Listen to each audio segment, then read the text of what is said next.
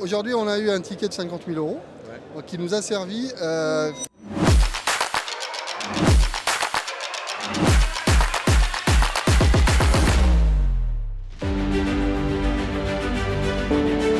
En tant que quelqu'un qui cherche des solutions pour des problèmes. Voilà. C'est faire de l'accompagnement pour les entreprises, pour qu'ils se rendent compte que la problématique par exemple des collisions avec des obstacles en hauteur, c'est très coûteux. Donc c'est ce qu'on a fait avec les premiers prospects qu'on a eus. On les a accompagnés sur ça. Voilà. J'espère qu'on sera un équipementier parmi les équipementiers automobiles. C'est notre rêve et de pouvoir commencer à produire. Parce qu'aujourd'hui on est fabless et c'est de pouvoir commencer à fabriquer nos propres produits.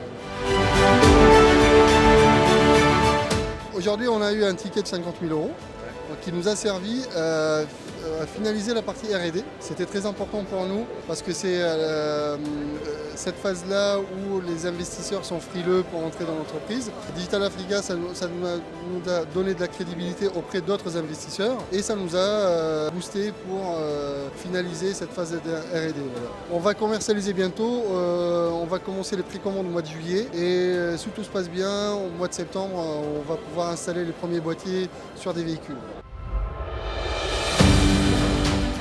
Sur le continent africain, c'est de foncer, voilà. C'est ne pas avoir peur. On dit toujours qu'il y a des freins administratifs et tout, mais en réalité, il y a toujours des solutions.